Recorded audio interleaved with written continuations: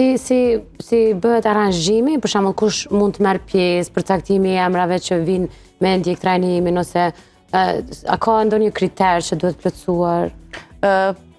Kriter i vetëm që është do të jenë për shumë profesionistë shëndetësor dhe për sa i përket trajnimeve shëndetësore, ndërsa sa i përket trajnimeve për shërbimet sociale do të jenë profesionistë, domethënë punëtorët social.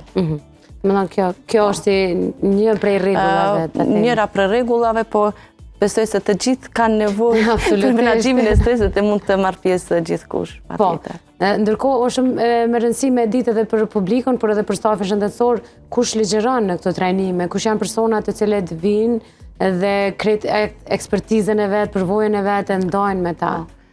Trajnerët kryesisht janë profesionistë të fushës që e ligjerojnë dhe kanë një ekspertizë në fushën përkatëse, dhe janë të certifikuar si trajner, do të thotë dhe njohuri që përfitohen nga ta, patjetër që janë fitimprurse për ekipën apo për personat që marrin pjesë në këto trajnime.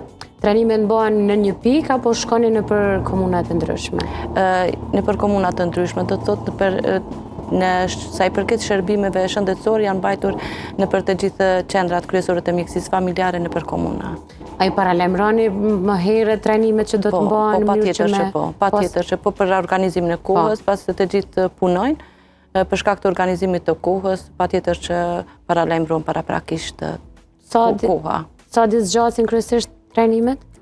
Vazhdisht, do të thotë, trajnimet për shërbimet shëndetësore kanë qenë në një kohë më intenzive, do të thotë më shkurt, ndërsa këto për shërbimet sociale pak kemi ofruar pak hapësirë në mes, domethënë çdo 2 javë ose brenda muajit 2 trajnime.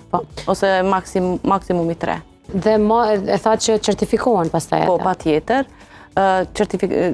Pjesëmarrësit, domethënë kanë benefit përveç njohurive që ata përfitojnë, kanë mundësinë të përfitojnë edhe nga 10 pika akredituese, domethënë janë falas, përderisa brenda vitit për një punëtor shëndetësor sa i përket aspektit të licencimit ose rilicencimit kërkohen që për një vit të grumbullen 20 pika akredituese, Kosova Med për një trajnim ka ofruar 10 pika akredituese vetëm me një trajnim. Domethënë edhe të gjitha me një kosto falas. Falas, domethënë nuk paguajnë asgjë. Jo, asgjë. As për pjesëmarrje, as për... Jo, asgjë. Të gjitha janë falas.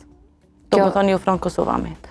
Kjo është një përfitim shumë i mirë, sidomos për krejt ata të cilët janë ambiciozë në përditësimin e informacioneve, sepse një profesion e kemi të gjithë, doktoresh, por ta mbajmë të përditësuar është goxha punë. Po, është përditësuar duke fituar njohuri të reja, duke filluar njohuri në fusha të ndryshme rreth ekspertizave, eksperiencave që ndahen brenda grupit,